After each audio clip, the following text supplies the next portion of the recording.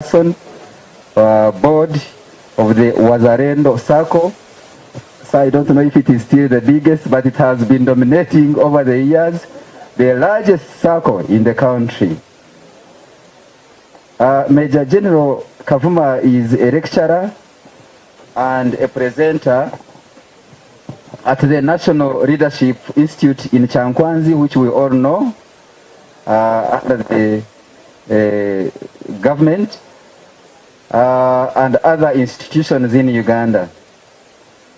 He has held various appointments in this country, and among others, allow me to mention the following one. He was a Deputy Commander of Land Forces, Force Commander, African Union Mission in Somalia, and we all know what they have done there to pacify that part of the continent. He was Deputy Commander of Air Force. He was also a 5th Division Commander. He was a contingent commander in Central African Republic, hunting the APF of days, and it gave us some peace for some years, sir. He was a brigade commander, a battalion commander, and those of you who remember, ADC, His Excellency, the President of Uganda, for 12 years. And he has done all military courses, notably the National Defense College and Post Staff College.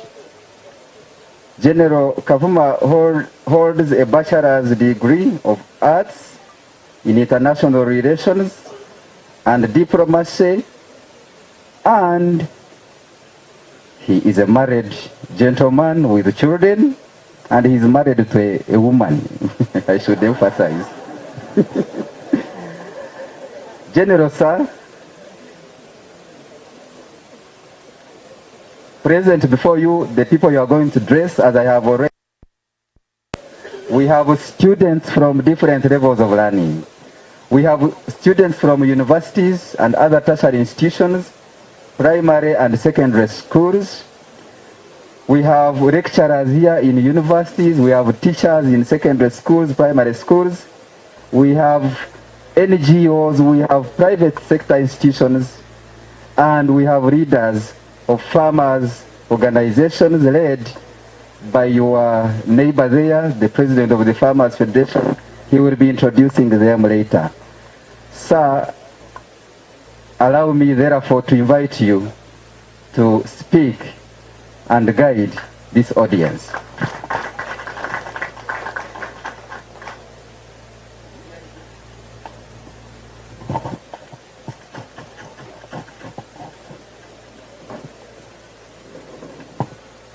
Thank you very much, Master of Ceremonies, Mr. President of the Federation, your Vice, the Board, the Director from Ministry of Education, representing the Permanent Secretary, and your team from Ministry of Education, the team from MAIF,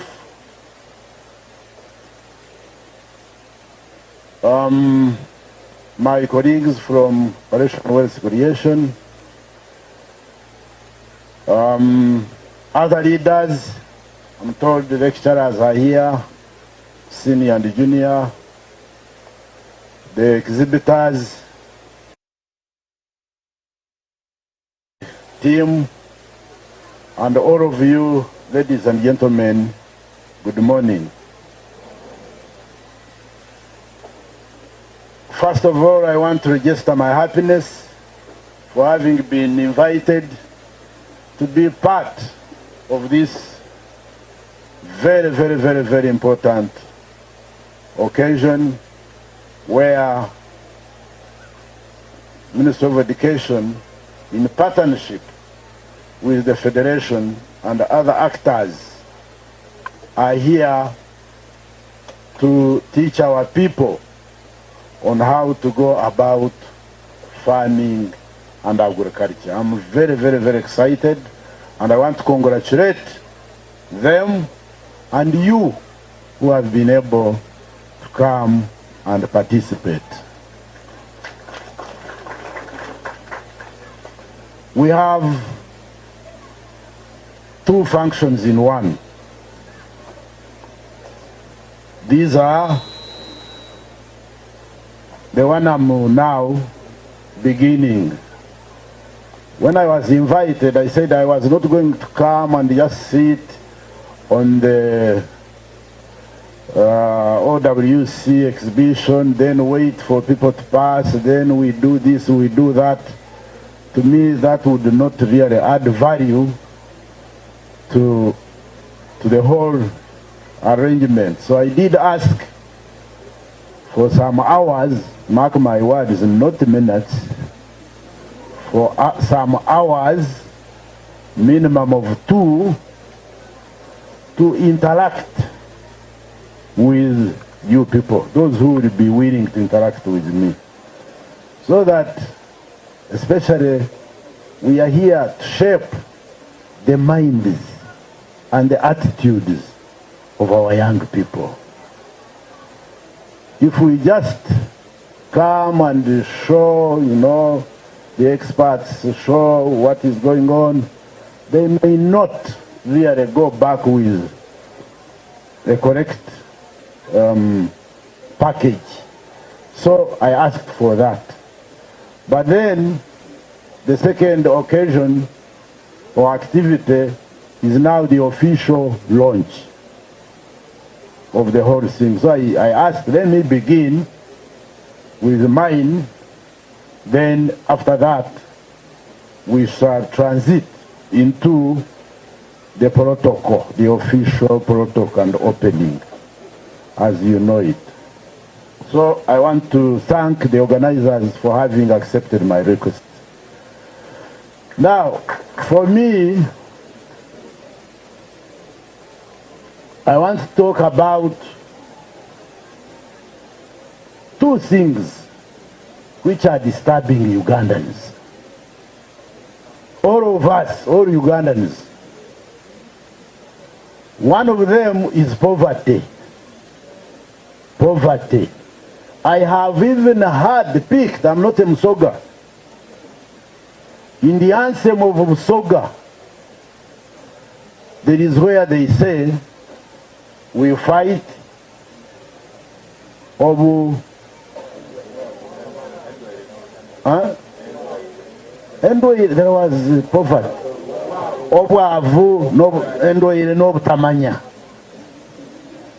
So it is even in the anthem of Busoga where we are. But apart from Busoga, everywhere in Uganda, people are crying about poverty. And not only peasants, but even leaders, the high table people, including the head of state.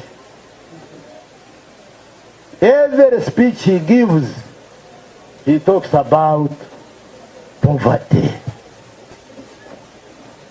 That is the number one thing I want to talk about. Then the second one, of course, is lack of jobs, unemployment. But I need everyone to have somewhere to write, because these are serious matters you need to take home. Unemployment is another big challenge. Parents are complaining about they pay their school fees and tuition, their children study, get certificates, but they don't get jobs. It's a huge challenge. Children are complaining, we have the papers in this, you meet them on the roads with the brown envelopes, carrying the academic papers, office to office, looking for jobs and no jobs. So I want to speak about those two. levels of poverty, and unemployment. Of course, there are so many other challenges, but we don't have time. And the way I do it, these are the rules of my lecture. One, I don't use PowerPoint presentation, not because I don't know how to use it. I know how to use it very well, but I try to avoid it because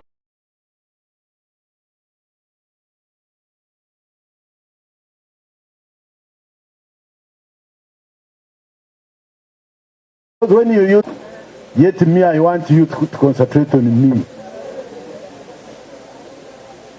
Number two problem is audience tend to write the slides as they come. And you know how fast slides. You write the heading, maybe you are on the second bullet, the slide has done what? Disappeared. Another one has come. Then again you attempt, it has disappeared.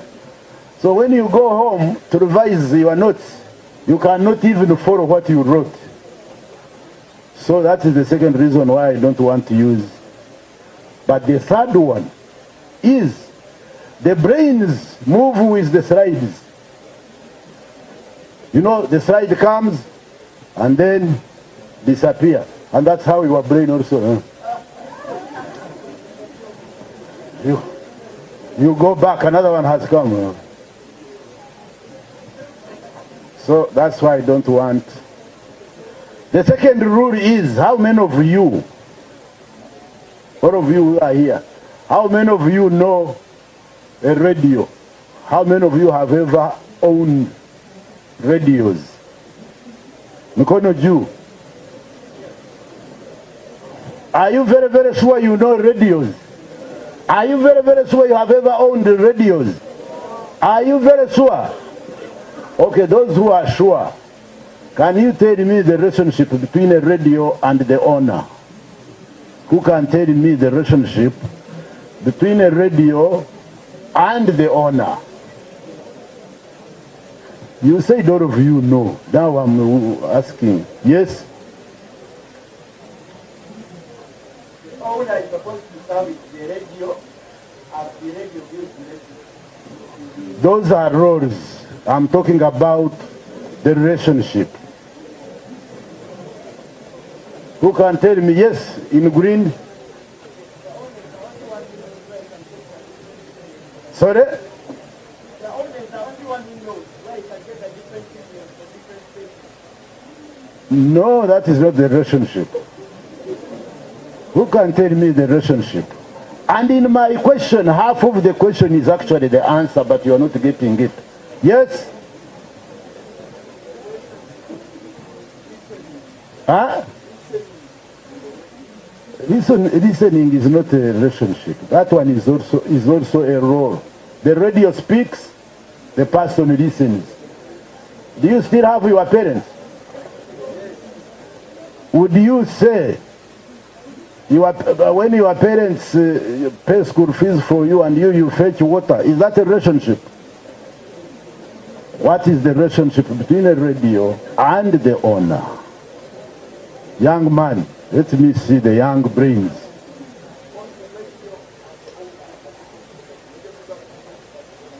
Being source of information is not a relationship. Bebe. Absolutely, mumpigie mkono. Stand up. I want you to see the person who has beaten the entire. What is your name? Who? Achen. You have earned yourself 100,000 from me. We want sharp people.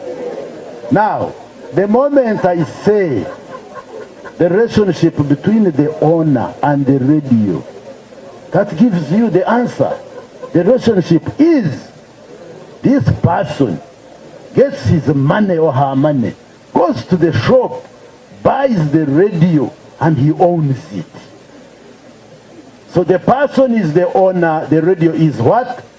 The property of that man. So these other ones you are talking about, the radio speaks, the owner listens, those are functions and roles. But the relationship is this man owns, and the radio is the property. Now that we have owned, since this man owns this radio, and the radio is the property, when the radio is speaking and the owner is listening, maybe the owner misses one or two things, and he's the owner. Can this man order this radio, the property? Say, excuse me, my property, I've missed something. What have you just said? Can he do that? Can he do that? Okay. Now look at me. Take 1 second to look at me once again. Have you seen me? According to you, do I look like a radio? Do I look like a radio? Now, since I'm not a radio, I'm not going to stand here and act as a radio. Are we together? What do I mean? I'm not going to stand here for 2 hours and speak, and you sit there and chill as if you own me.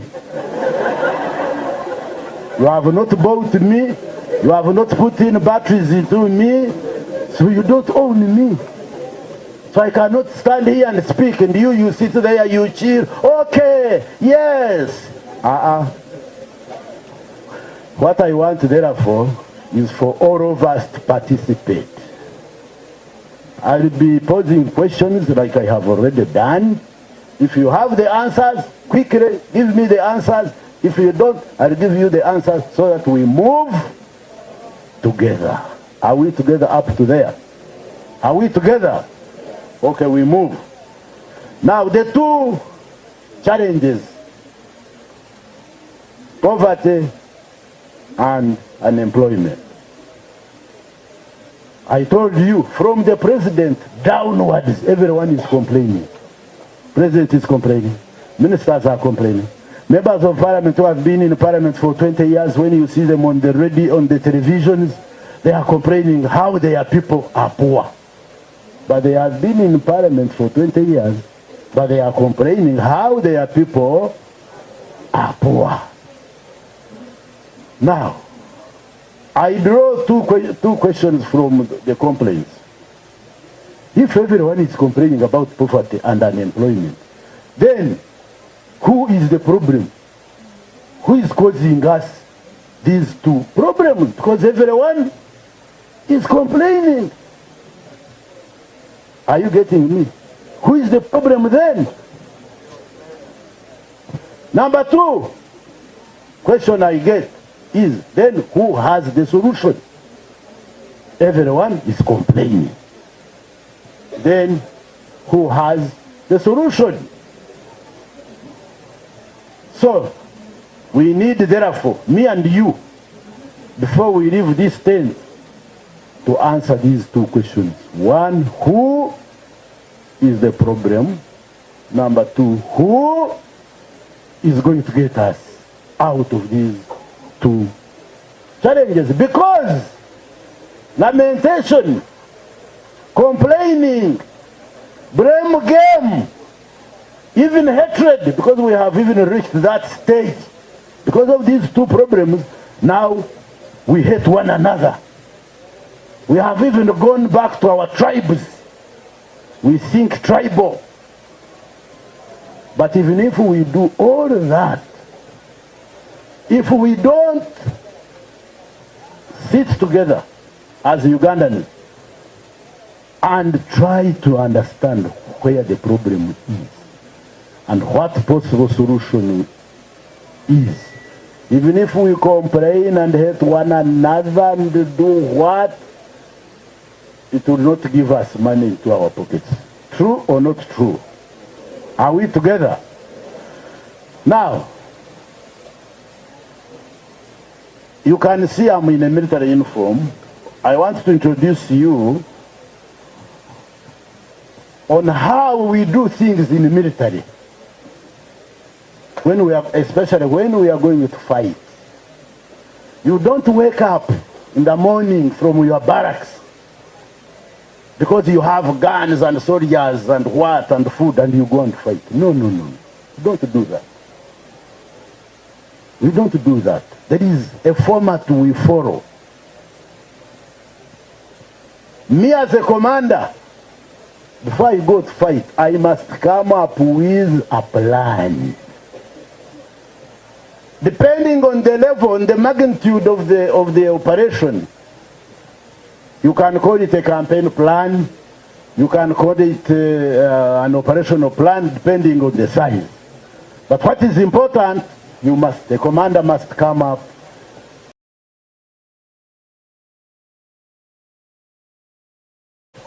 with a plan.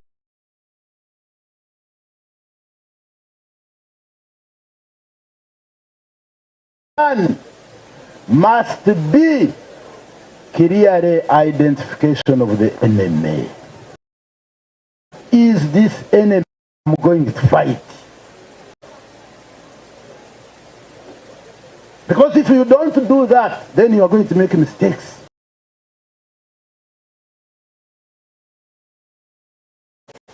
So you must identify who is.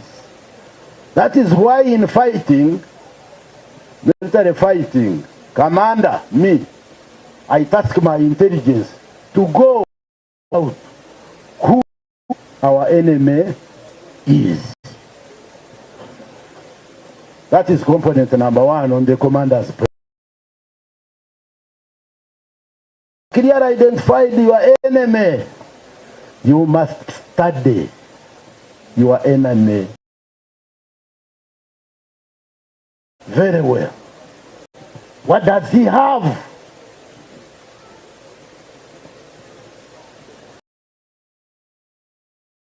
In terms of weapons, in terms of morale, in terms of sources of funding, in terms of technology, in terms of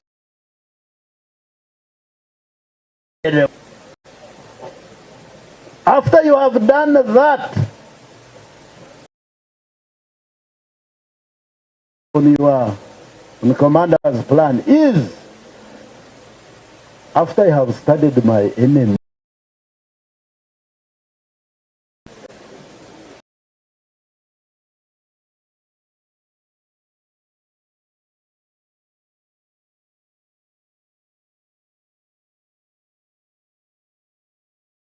if you find your enemy is superior to you, then you cover that gap to be able to fight this enemy.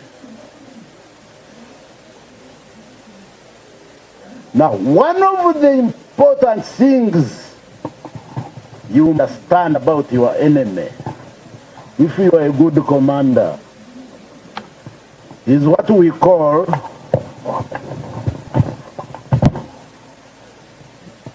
capital C, small o, and capital G. This word means the enemy center of gravity. The enemy center of gravity. C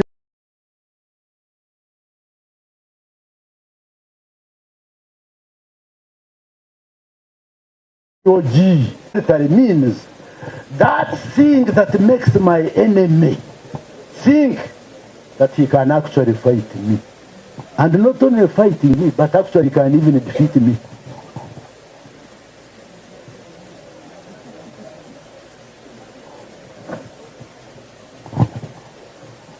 That is the COG. That thing, you must find out, what is this that makes my enemy think that actually he can fight me, the whole of me, and not only fighting me, but even thinking of defeating me. What is this? You identify that, then the work is half done. The work of fighting is half done. Because you are going to concentrate your firepower on that center of gravity. Is it their command? Is it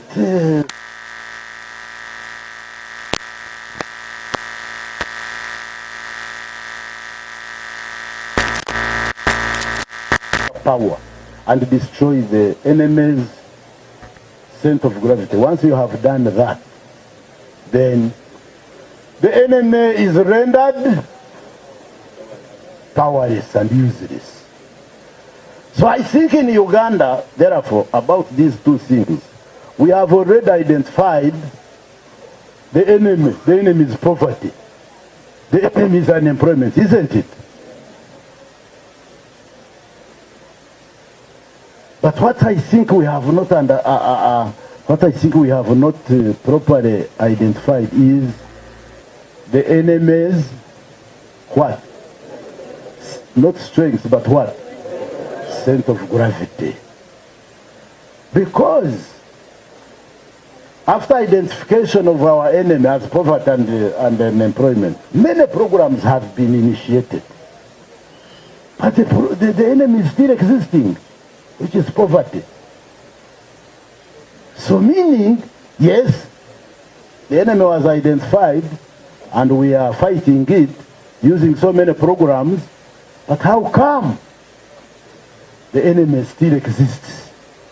Maybe we have not identified the real center of gravity of this enemy.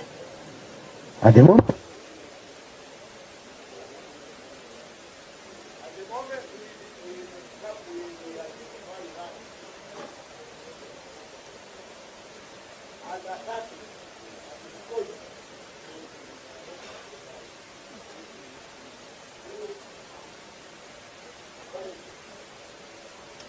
now, to try therefore and understand, to try therefore to understand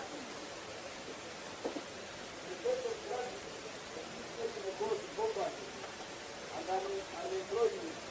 I want us to look at three aspects. Three people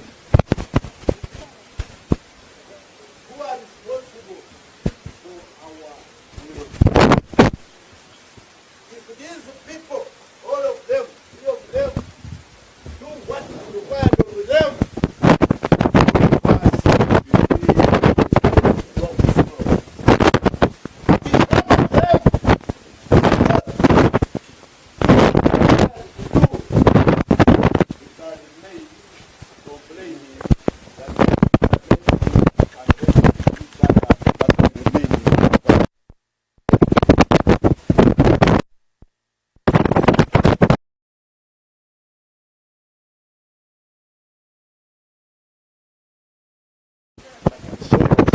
I should use something which is not working to the people, but which transmits to the TV.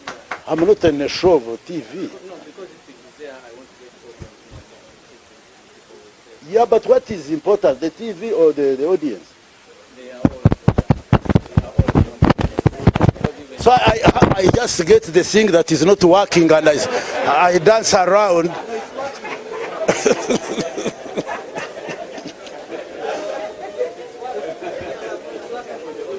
I'm not a comedian here myself. Why don't you work on the microphone so that we achieve both? Okay, so you've even diverted me.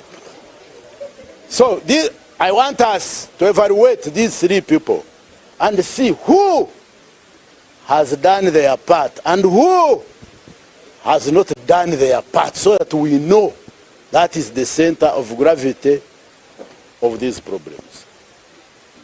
Are we together up to there? Am I clear? Now, number one actor is God, the Almighty, or Allah. Of course, we are all here because we were created by who? We are all breathing because God still wants us to do what? So God is number one actor. But since we are not in church, because many of you fear talking about God negatively, but now we are not in a church, I want us to look at him critically and see if actually he's the one, he's the center. Don't fear science. Because we must find where the problem is and deal with it. So if it is with God, we need to find out. Now this takes me back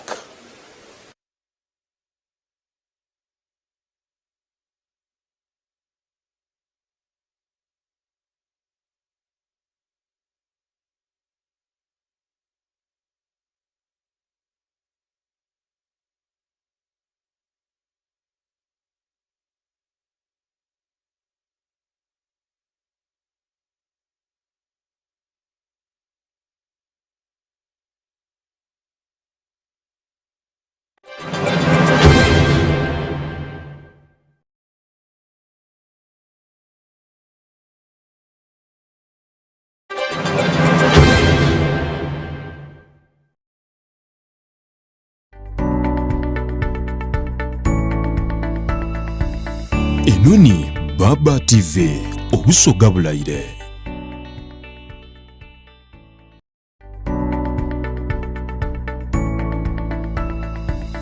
Enoni Baba TV obusoga bulayire. The book in its conclusions, listen to this. Africa now has got, I think, 54 independent countries, isn't it? Now, this man, Churchill in his conclusion, he referred to one of those 54 countries as the pearl of what? As the pearl of Africa. Uganda is the pearl. Uganda is what? So we all know that, but we don't know the origin. Now I'm telling you the origin of that is by Sir Winston Churchill from England in 1907-08. He referred to Uganda out of the 54 countries he researched on as the pearl of Africa. Who can tell me now the meaning of the word pearl? Who can tell me the meaning of the word pearl? Yes? Behind there.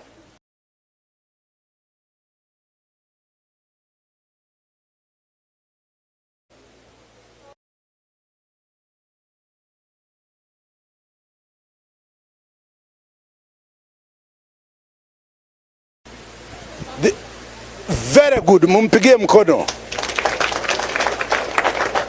My girls are sharp.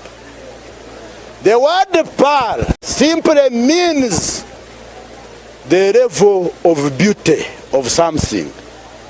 Something precious. A precious stone. Something you look at and it really strikes your eyes because of its beauty. Now in Churchill's research, therefore, he found out that Uganda was the most beautiful country in Africa. Uganda is the pearl. Is what? Is the pearl of Africa, meaning Uganda is the most beautiful country in Africa. And for me and others who have maybe on the high table, for us who have traveled the entire world, we believe and know that even if that research was to cover the entire world, the findings would have been the same. Uganda is the most beautiful country on earth. You cannot clap for that. Poor people, This is poverty disturbing you. Now, having known that, the findings of Churchill. Churchill was from England. But for us, we are from here. We are the lucky people who found ourselves in the most beautiful country on earth. Ugandans, we are very lucky people to live in the most beautiful country on earth. So now, that was Churchill. How about you? What do you think that Churchill saw in Uganda that he did not see in the other 53 countries that made him conclude that actually Uganda was the most beautiful country? What do you think this man saw and he did not see in these other countries? Baby?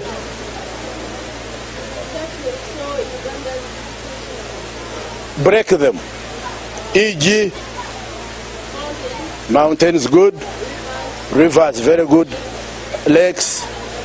Thank you so much, baby. Thank you. Another one. Yes. Well, I don't know agriculture in 1907, how it was, because if it is still a problem in 2022, how about in 1907? I think agriculture was not one of them. Yes. The good what? Mumpigie mkono huyo. Now, by order of hierarchy, if we want to write them, you start with that one. Uganda has got the best climate and weather ever. The best in the whole world. Uganda is the only country on earth where one is born, live, eventually die. But if this Ugandan lives in Uganda and dies, whether at 5 years, 20, 50, 70, 100, or 120, whatever year, and you die. If this Ugandan dies without having traveled outside Uganda, this Ugandan will die without knowing what winter is or what summer is physically. Those of you who have never traveled, have you ever witnessed or experienced summer or winter here in Uganda? Certainly not. We have wet seasons and hot ones, but not winter, not summer. That can be found in Uganda. The rest of the world have winter and summer.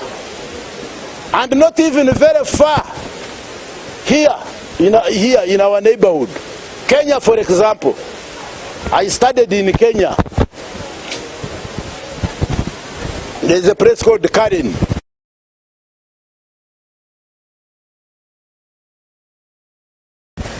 To November, you are in total winter.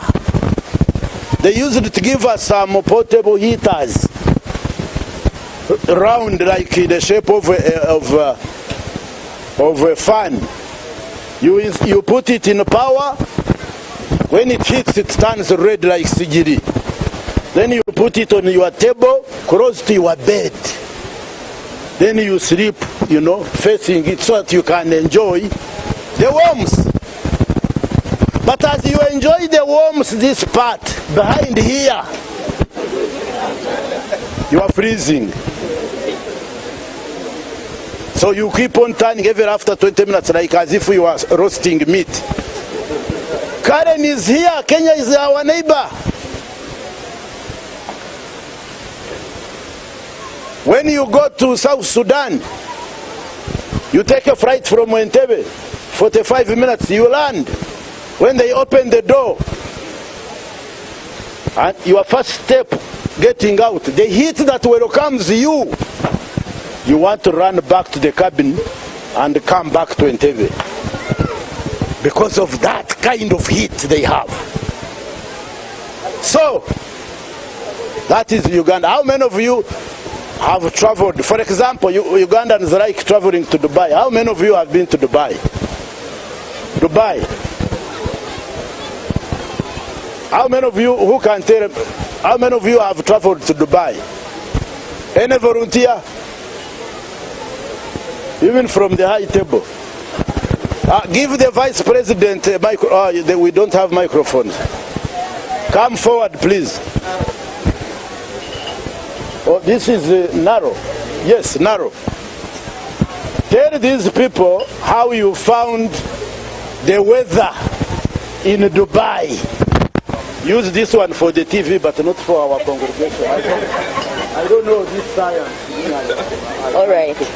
So it is very hot and it's very humid at the same time. He's saying it's very hot and humid. Thank you.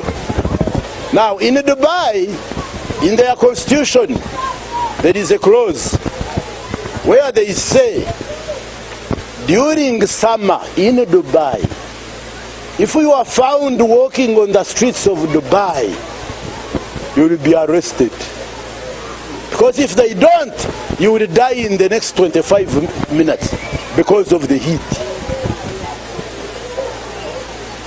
But Uganda, until you die, no winter, no what?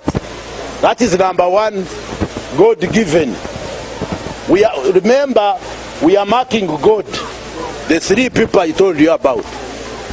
So, that one was given by God. The second one is the green cover and vegetation. Again, it is the only Uganda where you begin your journey from any corner. If you begin it from Kisoro up to Moyo in Western Nile on an uninterrupted green cover. Uninterrupted. From Moyo to Mount Moroto, uninterrupted. From Mount Moroto to Busia, same. From Busia to Sese, same. Green and vegetation. Green cover. That is number two component that was given to Uganda by God. Now come and tell us your experience on green vegetation in Dubai. What did you see? What did you see? So the vegetation in Dubai is, there is vegetation, but it has been intentionally planted. So they water it a lot to keep it green, but it's very beautiful. Interestingly, sometimes even more beautiful than the one here. Meaning what she's saying, Dubai is a desert. There is no natural vegetation. What they have there is planted. And not only in Dubai, in most countries, they spend a lot of resources planting grass. But for us, we spend a lot of resources doing what? Trimming, cutting it. Because if we don't, then that is the difference. Number three, God-given. Are you writing them? Number three is what I would call fresh water bodies. Some God said it there. Fresh water bodies in terms of lakes, rivers, streams, swamps, and others. We have even what they call crater lakes. Of course, I know you know how crater lakes are formed. Now, fresh water bodies. Again, I want to use the services of the tourist, please. Our tourist, please. Because I want these people, they should not think that I'm just speaking these things. Let her tell us the experience of water in Dubai. The water sometimes is salty, but in other places where it's fresh, it's because they have done a lot of work to keep it fresh. So it is still artificially maintained, but where it is natural, it's salty because of the heat. Thank you. Now, Dubai water is one salty. You see, like mineral water you are taking, this mineral water in Uganda is taken by executives, the corporate world. But you all know that our people down there take borehole water, drink borehole water, dam water, streams, because it is fresh. But in Dubai and other countries, their water is salty. You cannot taste it. The second, it is hard water. They give you go there and they give you a hotel, you check in, the bathroom is as big as this tent, just a bathroom. So many machines and soaps, but when you bathe and you apply soap, you don't feel anything on your body. You are bathing, soap, what is the problem? Am I bathing? Until you see the soap is getting finished, that now you assume, I think I'm now, you go and get a towel and go, because their water is hard. But for us here, fresh water bodies. The other one in the hierarchy is fertile soils. Uganda again is one of the few countries that has fertile water, fertile soils. You plant anything you want, you get it out the way you want, without addition. You hear these countries now because of Ukraine and Russia war. People in Europe, Europeans are going to die of hunger. Because where the white because their soils cannot do without additions. But here, the other one, of course, someone mentioned the mountains. Mountains act as our basins.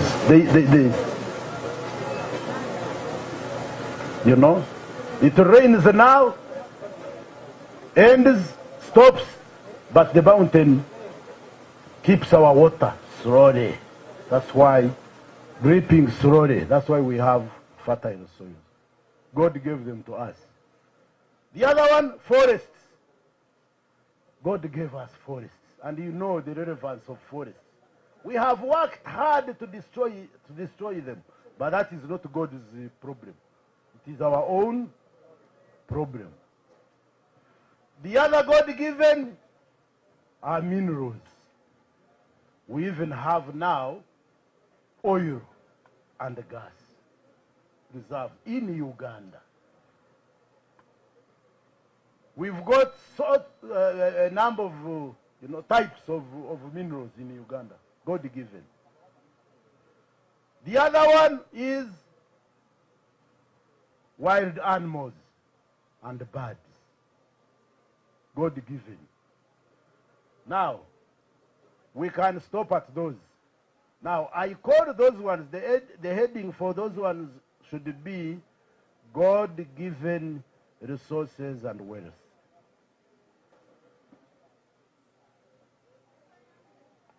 Now, having listed all of them, what do you think God gave these things to Uganda for? What are they for? What are they for? What are they for? Who can tell me? Nizanini. Yes, please. Absolutely. Yes, young lady.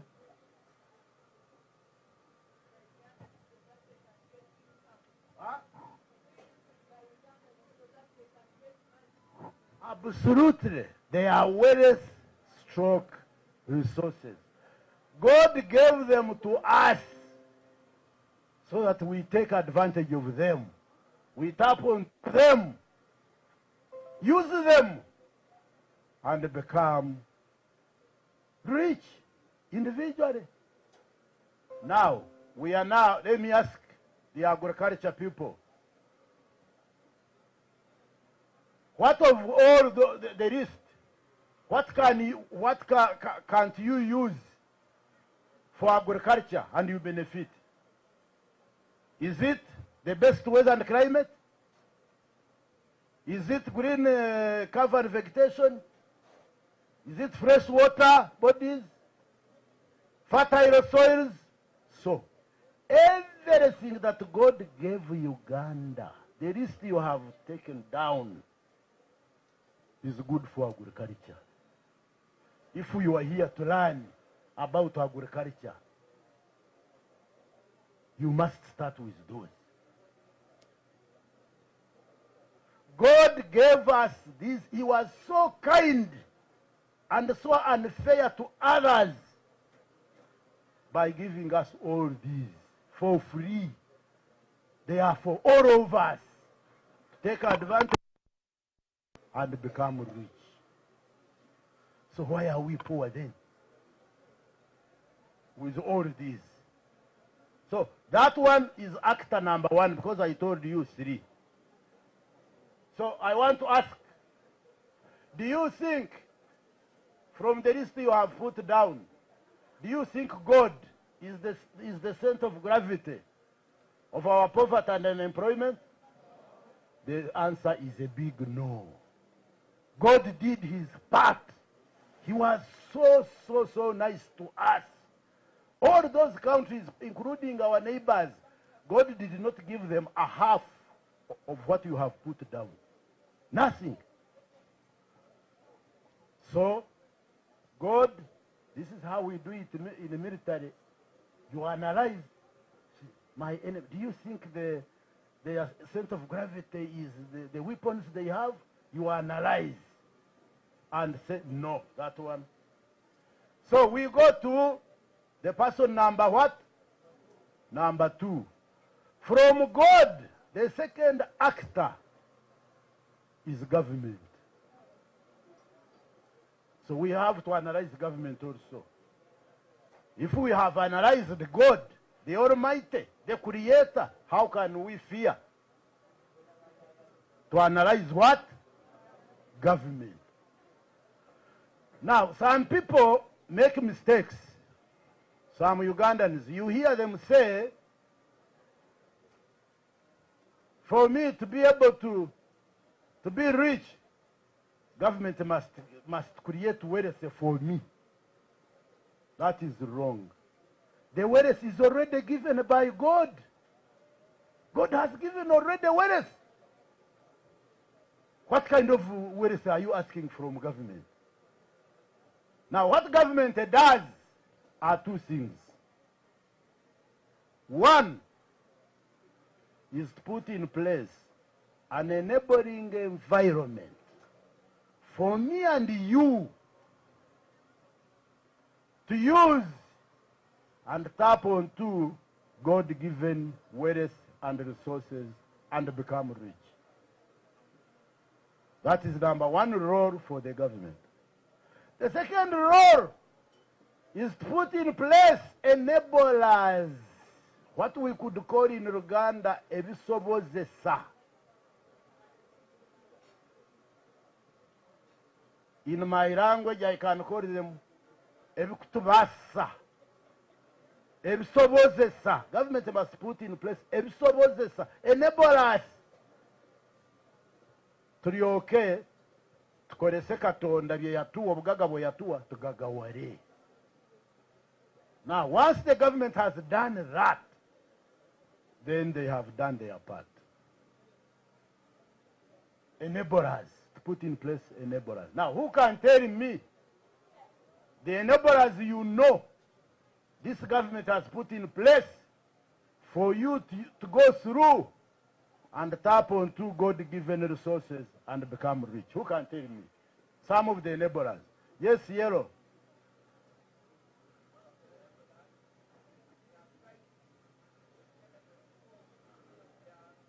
Education, education. That's one. Number two, yes, Mama. Peace, security, and stability. You need to clap for her. In the hierarchy of those, number one should be that one. Peace, security, and stability. Because without that, even if you have the list of God given, you can never benefit from them when you don't have peace, security, and stability. Do we have some colleagues from northern Uganda, Acholi and Lango, Mkonoju? Put up your hands.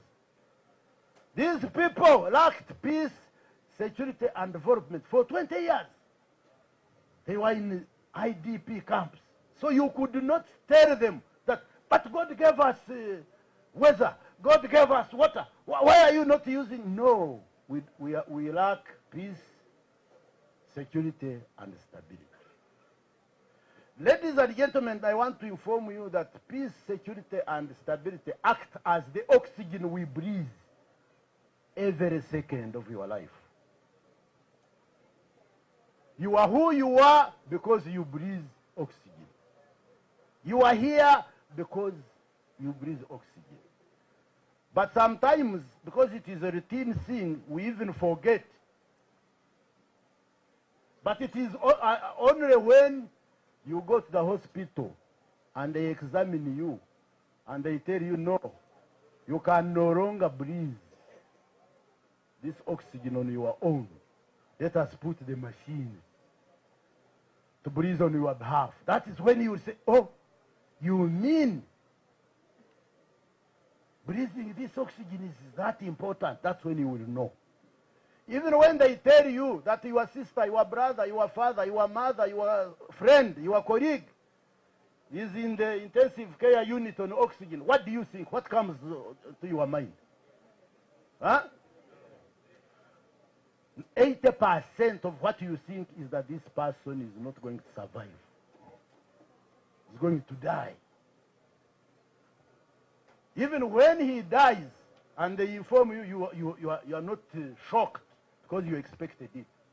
It is actually when they say he has now gotten out of the oxygen that you get a shock now.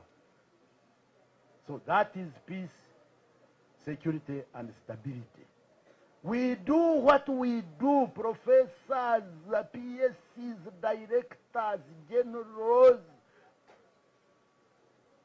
students, everyone. We do what we do because there is security, peace, and stability. And we take it for granted. It is only that day when you will wake up in the morning, you want to go to your store in the market, you want to go to your border stage to make money, you want to go to your saloon to make money, you want to go to your office to do work, and someone tells you, where are you going? Oragawa. Ngenda kukora tokimanyi nti olwaleero working day. Hey, tomanyi ebifa bwe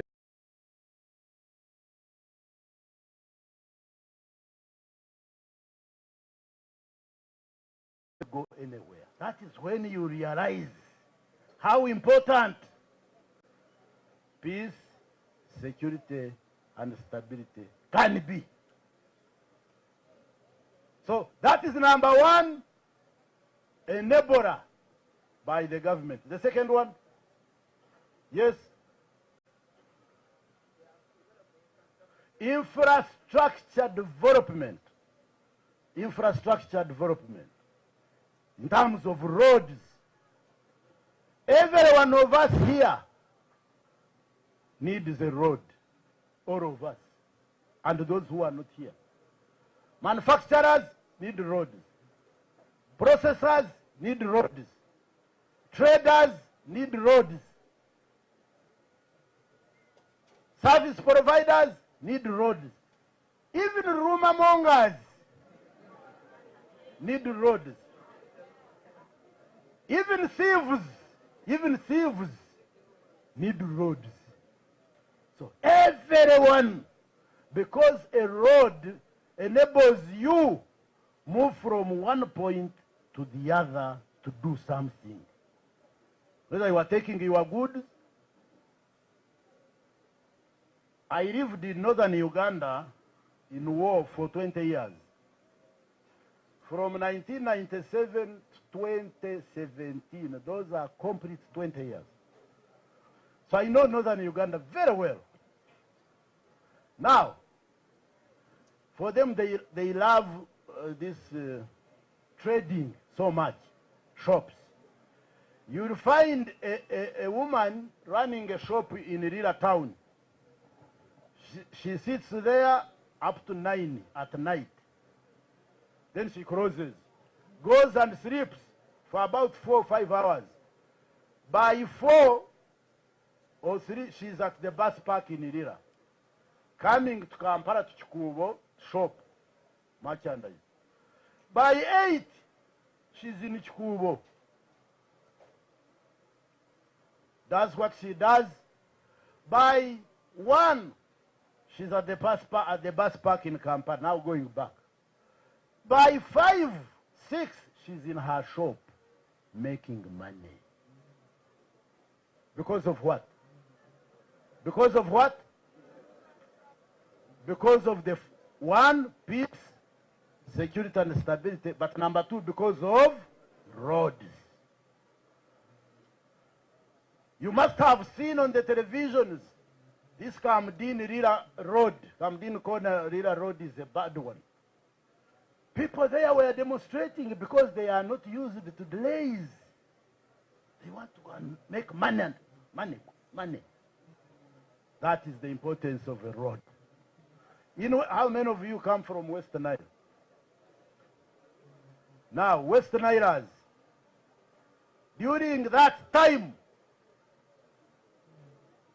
you know West Nile, in Arua, they grow tobacco. But at some point, they did not have a road from West Nile to Kampala. There was some resemblance of a road, but a very bad one. It used to take a lorry carrying tobacco from Arua to Kampala and back 2 weeks. Yes. You ask General Moses, some people are still living. 2 weeks from Arua to Kampala and back. So you can imagine how many people depend on that lorry carrying that tobacco. The farmer, the trader, the driver, the thunder boy, all of them depend on that lorry that takes 2 weeks. Today, how many hours? Where do you come from? From Arua. How long does it take you? 8 hours. Now, for like a lorry which is carrying, you can say maybe 12 hours. So it means, therefore, you can do a lorry every day. So can you compare the two? The one who does a lorry for 2 weeks and the one who does it 1 day. Can they make money at the same time? Certainly not. So roads are a huge enabler for economic development at individual level. Number 2 component of infrastructure development is power, electricity. The same group, manufacturers need electricity. Processors need electricity. Farmers need electricity. Service providers need electricity. Everyone needs electricity. And this government has, to some extent, given us enough electricity. The third enabler by government, who can tell me? Yes. Health centers. Medicare. Every Every sub-county of Uganda has got a health center 3. Then you have health center 4. Then you have referral hospitals. Whether they are working properly is another matter. But they are there. Why they are not working properly, I will tell you. And that one is a huge enabler for growth for you and me. Another one. Yes, baby. Education, she had said. Education now. When I was growing up, I'm now 60 years old. Uganda had only one university called Makerere University. And we had about 60 schools that had HSCs, all competing for one university. You can imagine the trouble that we went through. That's why children of those days could read, and even some of them ran mad because of overreading. Because you are competing for only one university. And if maybe 5,000 children sat for HSC, because of reading so hard, maybe 3,000 would pass. But the university was accommodating less than 1,000 even. So, after marking, and they see 3,000 have passed, then they would raise the points. And you find the people being referred as failures, when actually they are not. They read, they studied hard and did the exams and passed, but because there was no space, they could not go further.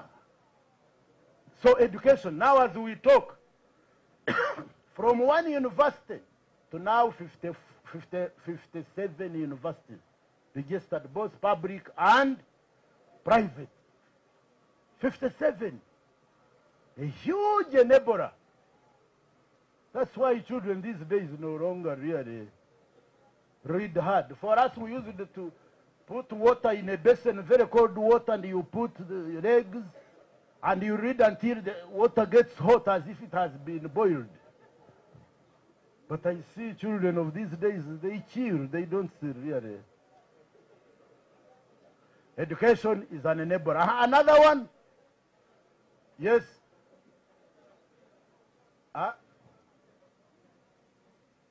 Provision of soft loans, that is an additional. Yes.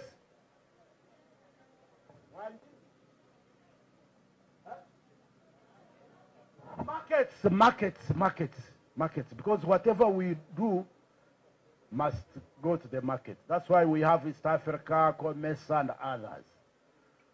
Another one, yes. Security, we said it. Yes. Labor. Now, the other one, big one, is industrialization. These factories. When we came from the bush in 1986, there was no single factory in Uganda, not even a single one. I remember we came very, having spent 5 years in the bush, you become very thirsty. We were dry. We wanted the beer. We were young. Don't think we were born as old as you see us. So when we got here, we found 2 types of beers. One was called White Cup. It was from Kenya. White Cup from Kenya. The other one was called Primus. It was from Congo and Rwanda. Those were the 2 types of beers. We drank them in 1 month and finished them. So we demanded from the government that we are still thirsty, we need more. So that's how these breweries you see here in Jinja came about. My point is, all the essential commodities, soda, beer, salt, shukari, I don't know what, sabuni, everything was coming from outside. But as we talk now, we have more than 7,000 different factories producing different things in Uganda, from 0 to 7,000. Now, factories, someone talked of a market. Before you even go to outside the markets, factories act as markets. Because factories eat food more than us even. For us, we eat maximum 3 times, maybe 2 times. But a factory eats 24 hours. I don't know whether you are aware. Yes. The factory of beer here does not sleep, that it is now after work, let me go to bed. No. What food do factories eat? What do we call it? Huh? Raw materials. Raw materials. Now, from the list, God-given resources, the list you put down, any raw material you want to get is there.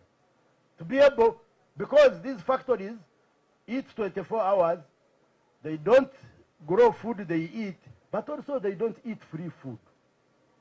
So it is up to me and you to choose which food should I engage in agriculture, where you are now, to feed these factories so that I can get money. That is a huge enabler. Factories are here. They need food. And Mr. President, what makes me really wonder and annoyed is when you visit some of these, actually all of them, factories of ours, and you interrogate them, ask them where they get their raw materials. They will tell you they get them from Kenya, they get them from I don't know what. Yes. You imagine, Kenya does not have even a half of what God gave us. But they are the ones benefiting from our 7,000 factories when we are here, calling ourselves Ugandans from the Pearl of Africa. So factories are here. What is lacking is the brains to know that these factories can provide huge market even before we talk of outside markets. Of course, the second beauty of factories, they provide jobs. The third one, they pay tax. All these things I'm talking about done by government, they get money from the taxing products that come out of the factory, this mineral water you see.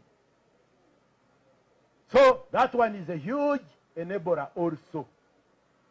The other one, God-given, is the media. You see them here. Media. Again in 1986, when we captured power, Uganda had only 1 radio and 1 television. Finished. I remember when we were planning for the final assault of Kampala, final assault, final capture of Kampala, a whole battalion under General Ftesa died recently, was put aside to capture Radio Uganda. Because if you captured Radio Uganda that time, the government has done what? Foreign. 1 radio, 1 television. As we talk now, we have 310 different radios.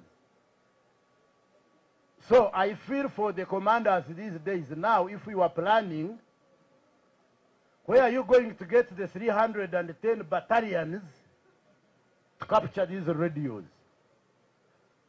They are there. TVs, I don't know how many. There are those online, there are those physical, I think there are 8 now. They are the...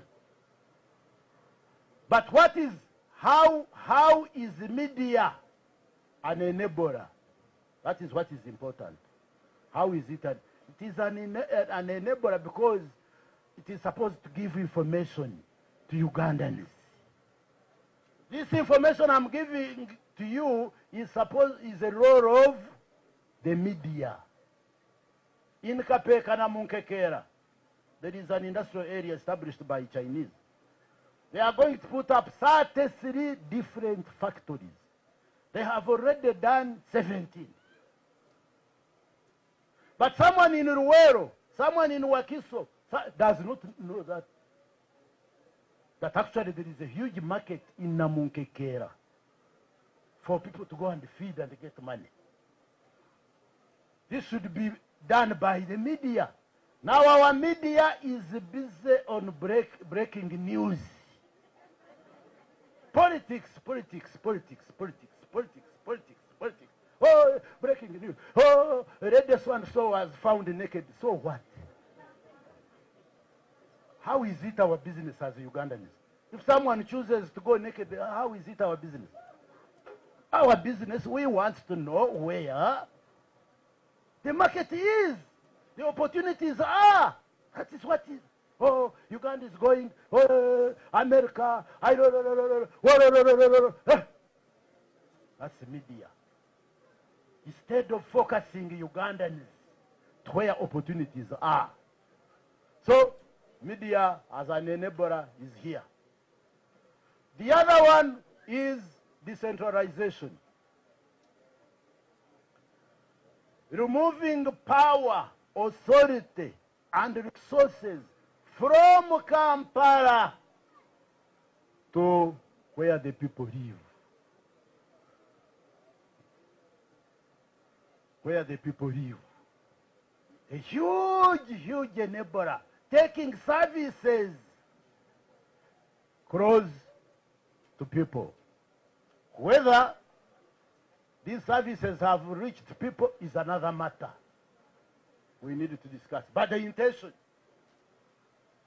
That's why Uganda has been cut into tiny units, administrative units. When I was in Teso, in Karamoja, I used to use this road going there. Now, after Iganga, then you branch to Tirinyi Road. The next district will be Parisa.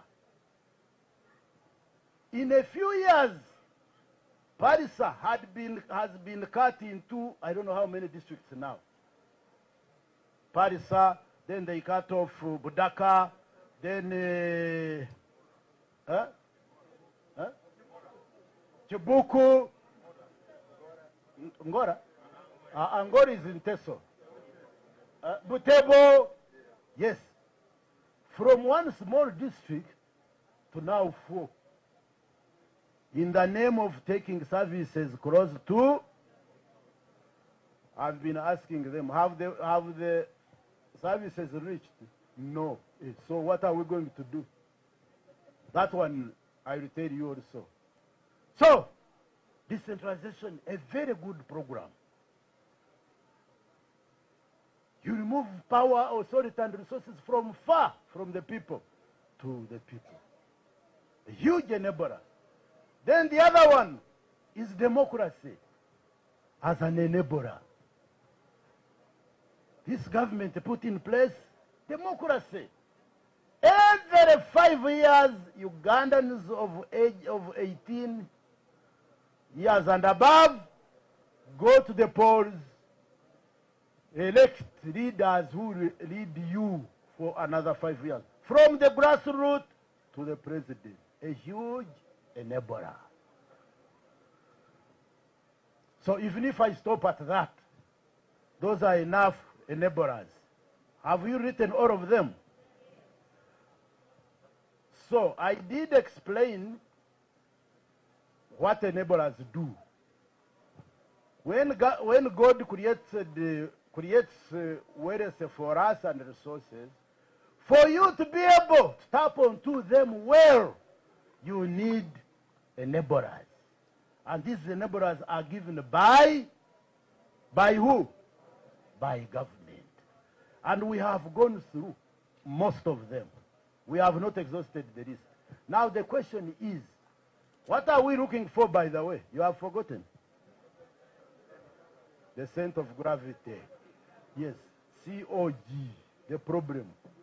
So do you think for us who are poor because the second actor has not done their part?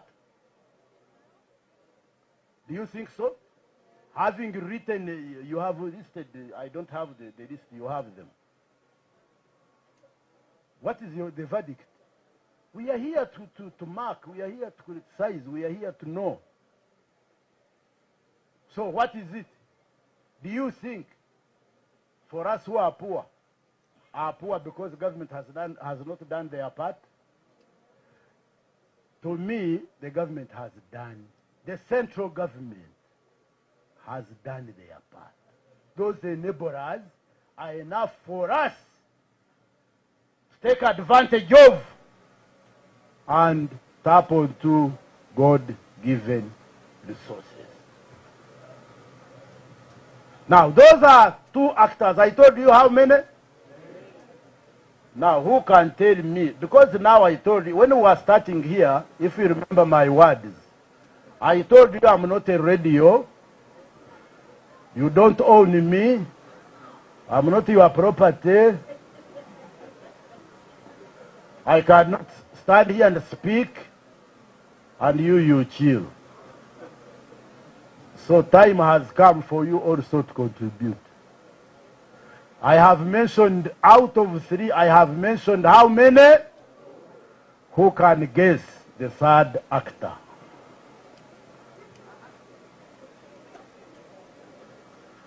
Yes, Mama. Mumpigie mkono. The third actor after God and government should be me and you. The individual or individuals. When God gives us that list, He has given it to individuals. When government adds enablers in place, He has given them to individuals. Now, the third actor, therefore, should be me and you, to utilize electricity, to utilize the road, to utilize God-given resources, and do whatever you choose to do and become rich. Now, I divide these two, the individuals into two categories. Category number 1, is it true that all Ugandans are poor people? Is it true? Certainly not. Where you come from, you see rich people. So number 1 category of individuals are the rich. Then is it true that all Ugandans are rich? Certainly not. There is a group of poor people. So the second category of individuals are the poor. Now, that is now the question where we need to focus. What God gave us all of us. The enablers government have added were all of us. Then how come we have rich people and poor people? Why? Because if all of us were poor, it would mean God did not do anything and the government did not do anything. But the fact that we have rich people among us, then it means the problem is not government, the problem is not God, the problem is individual. Now, Category number one of rich people are rich because they have eyes to see all these opportunities. They have even added strong goggles to be able to see these opportunities. When they go to God's list, they say, oh, you mean God was so nice to Uganda? He gave us all these. Then what am I doing? I'm waiting for. Let me take advantage and work. When they see the list of government, oh, you mean the government has loved us this much? They have given us these enablers. What am I waiting for? Let me take advantage and work and become rich. They work and they are rich. And you know them. That is category one. Then the second category is that one of poor. They are poor, or we are poor, because of two things. Number one, negative attitude towards life. I want to inform you, ladies, leaders, ladies and gentlemen, if there is any resource God gave you, is your attitude. Not money, not anything. If there is any important resource God gave each one of us, is your attitude.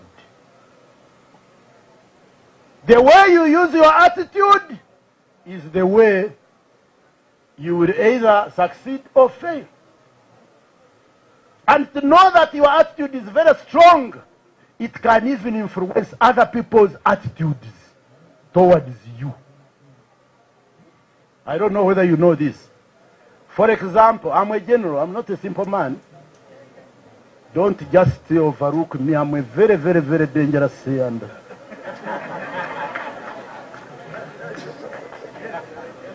but when I came, if for example, when I entered here, I had 2 soldiers here, 4 there, 3 there, in the middle, everyone is. How would my actions or attitude influence yours towards me? How would it? Of course, negatively. See, attitude is either negative or positive. Or if you are driving, I know most of you own vehicles. If you are driving and it is raining, there are people who are passing. Your windscreens are closed. There's water, and you just come, and then water. Then people. How would your attitude have influenced their attitude towards you? Positive or negative? Certainly negative. This man is a bad man. This man, they'll be cursing you. But what if you are driving, you see them passing, there is water, and you slow down, and you open the windows, and you just say pass, and you smile, how are you? And they pass, then you go your way. How would your attitude influence theirs towards you? Certainly positive. Therefore, those who are still poor, those who are still complaining, they are poor because they have negative attitude towards life. Secondly, their mindset. For them, they think, for me, if the government does not come out to give me money in my pocket, then I'm going to die a poor person. Even when the government attempts to give them money, they squander it, they remain on the streets. Government Government does their role, which is provision of enablers. Once government has done that, the rest is yours. Are we together? Are you with me? So then, I'm now towards the end. So what do we do with these people who are suffering from the mind and negative attitude? Do we leave them to die? Do we leave them to die? What do we do? Now this is why we are here. This is why this workshop is here. This workshop has been organized, arranged to help you. Not to give you money, no. Young people, as you grow, and I have a big problem with you, young people. We are about to lose your generation. And what makes you go wrong is you think you are the only young people that have existed in Uganda. I was once a young person, very handsome. So you should know that being a youth is a transition in life. You are now a youth, tomorrow you are not going to be a youth. And where I come from, they have a saying that buto yabetakoreire bukuru, bukuru kweru kwiza nebonabona. Meaning that when you are a youth, is the time when you should work hard for that life when you are old.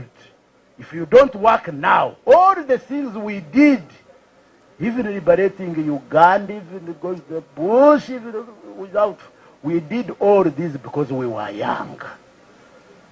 So this is your right time to do a lot of stuff so that when you get old, you have already, you find you university students.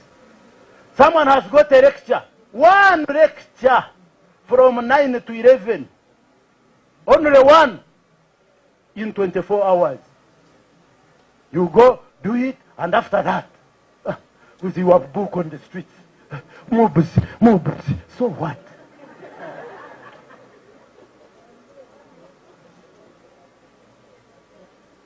Where you are coming from, the university has got billions in a budget. People who consume money for Makerere are the Juwakar of Wandegeya. Wandegeya. You have students who are doing engineering, catering, I don't know what. Then they break the windows, they cannot fix them and then be paid. But they go and get Wandegeya Juwakari people, go and fix them, then they are paid. You are on the streets. Why? You cannot thrash after that one lecture and you now get, you thrash and you are paid. No. You cannot serve food. No. You are on the streets. Out of 24 hours, you have spent 22 doing nothing, completely nothing. Jobs are there, but you don't have eyes to see them. The universities have got a lot of jobs. Outside there are so many jobs, but for you, you are not interested. Why don't you learn from your relatives who study abroad? Those your relatives who study abroad, your age mates, she does the same one lecture. From there, she rushes to the restaurant. No, she first goes to an old woman home.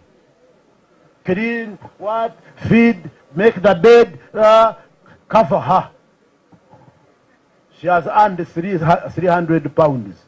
Then she runs to the restaurant. It is one now. They serve food, they wash plates and what? She has earned another 300. In the evening, she goes to the bar. She serves. By midnight, she goes to the nightclub, works there. By the time she goes home, she has earned 1,200 pounds sterling. And she goes to class. There you are, same. But what pains me is those girls who suffer and boys. Then they get a half of what they earn. Send it to you. They are siblings here. They are useless siblings here who don't want to touch anything.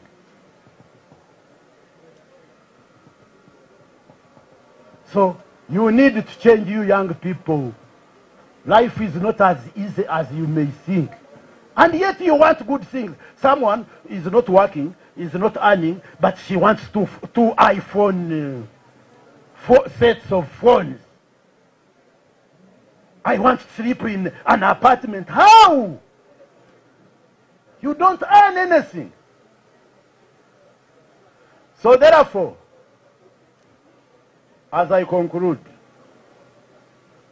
when you come here to learn from these experts, there is a serious reason why. You own your life. All opportunities are here. Please take advantage of such trainings and others. But from here, go knowing that your life belongs to you, not anybody else. Do your part. There is no reason why anybody in Uganda should be poor. There is no reason. Because God gave us everything. So, this is my message. When you go, learn, put things in your head.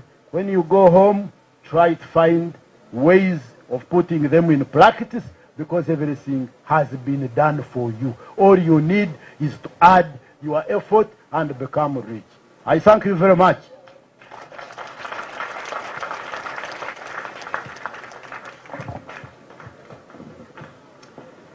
Thank you so much, sir. I think you deserve a better applause from the audience, sir.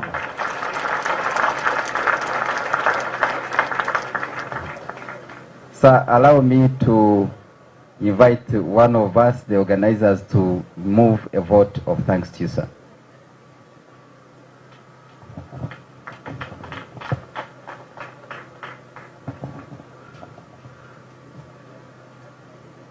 Afande and my general, the honorable ministers represented here by my two directors, our host, UNAFE, all invited guests, protocol observed. My name is George Mutekanga. I'm the Assistant Commissioner in charge of all private schools in this country, but the coordinator for this activity. We are indeed overwhelmed, and thank you very much to accept our short notice invitation to come and talk to our young future leaders, the educationists who have been brought all over the country. We have a team from West Nile, led by Ediofe girls. Can you stand up for recognition? Ediofe girls. We have a team from Acholi, led by Sacred Heart Girls Guru. We have a team from Lango, led by St. Catherine.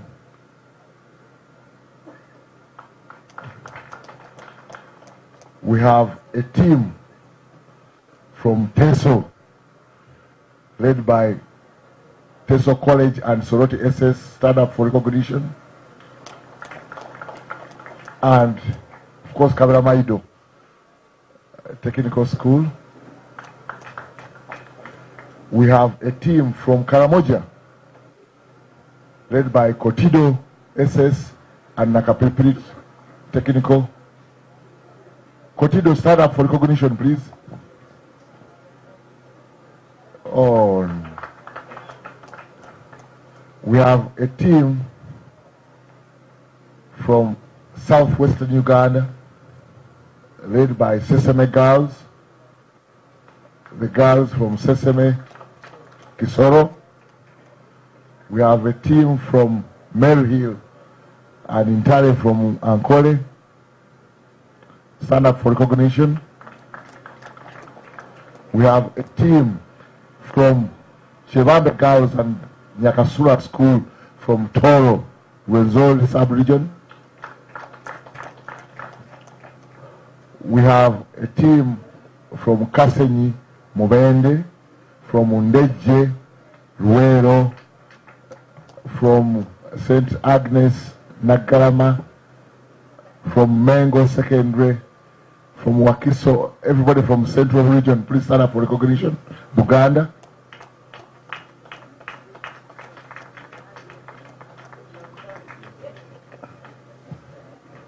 Our chief guest, apart from the schools that I've mentioned, we have special groups here, which we refer to as universities and tertiary institutions. We have technical schools, but above all, we have universities led by Busitema Agricultural College, Busitema, Arizona for recognition, Uganda Christian University,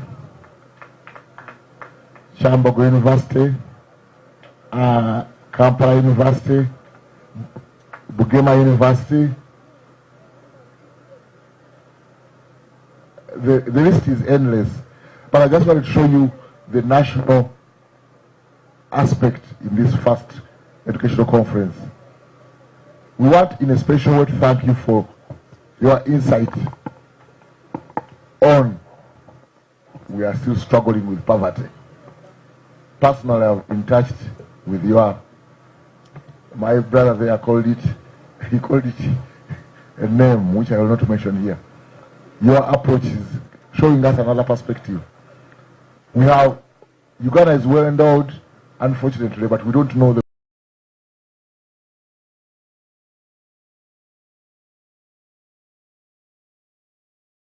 plane. You feel you are in a different country.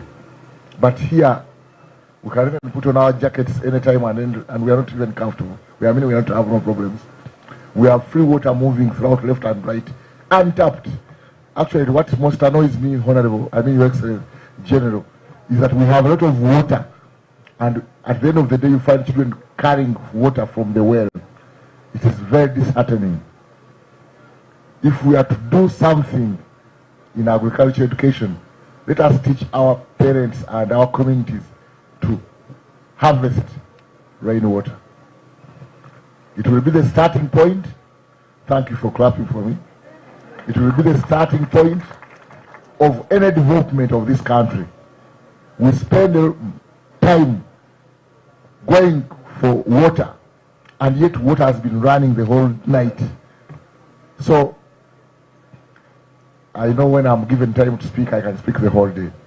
But I want to thank you most sincerely for accepting, and I'm sure my students, our students, and our children. Before I tell you, we have a motto: our children and our future. Can you repeat that for that guest of honor to know? Our children and our future.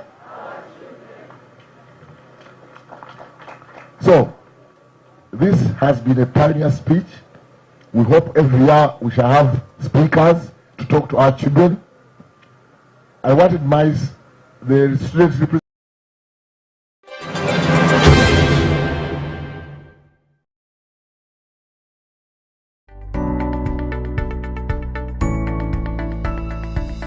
Enoni Baba TV, obusoga bulayire.